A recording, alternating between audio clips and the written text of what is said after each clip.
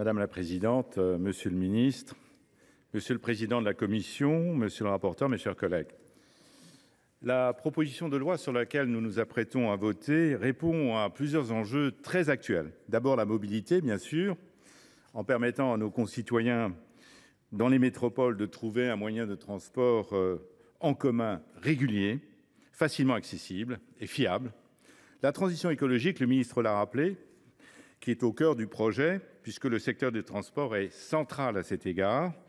En permettant la réduction de l'usage de la voiture, ces SERM répondent à la fois à l'objectif de décarboner les transports et aux enjeux des territoires. Et ces enjeux sont nombreux. Lutter contre l'artificialisation des sols, faire en sorte que nos transitions s'inscrivent dans un aménagement du territoire écologiquement et socialement plus juste et permettre une offre de transport sur des territoires aux spécificités, on l'a rappelé, très différentes. Le ferroviaire est à cet égard une solution extrêmement intéressante. Avant d'aller plus loin, je souhaiterais saluer le travail effectué par la Commission de l'aménagement du territoire et du développement durable, et particulièrement son rapporteur. Plus largement, le travail réalisé par les deux assemblées qui sont au rendez-vous de ces sujets qui sont structurants pour notre société. En première lecture, notre groupe avait soulevé plusieurs points sur lesquels je voudrais revenir très rapidement car ils sont indissociables à notre avis du succès des SERM.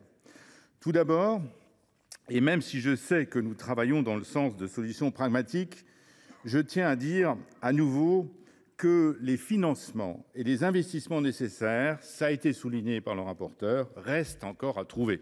Sans argent, pas de projet.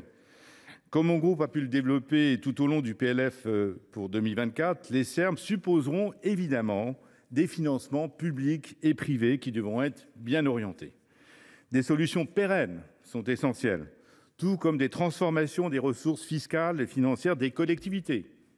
À ce titre, je voudrais saluer, ça a déjà été fait, mais je crois que c'est fondamental, la création de la Conférence nationale de financement des SERM et les réflexions autour de ces missions qui ont été précisées en CMP.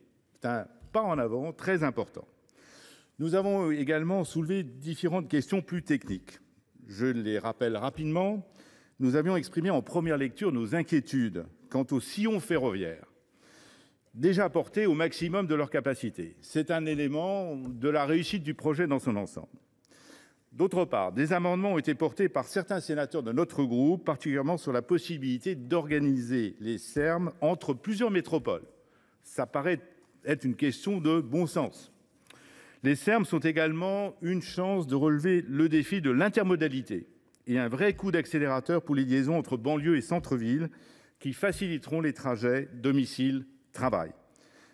Dans cette logique structurante, il conviendra de cibler la desserte de certaines gares RER et Transilien pour assurer la connexion entre le rail et la route qui sera du ressort de la Société du Grand Paris, de SNCF Réseau et de la région. Il faudra coordonner toutes ces actions pour qu'elles répondent à un objectif d'ensemble. Enfin, je ne voudrais pas terminer sans évoquer la place des collectivités locales, des élus locaux. Comme nous avons l'habitude de le répéter dans mon groupe, ce sont les acteurs de terrain qui sont les mieux à même de régler les problèmes de terrain. Nous avons bien pris note de la volonté du président de la République de développer ces services de mobilité de manière décentralisée et nous souscrivons à cet objectif. Le groupe des Indépendants votera donc en faveur du texte issu de la CMP. Merci beaucoup, cher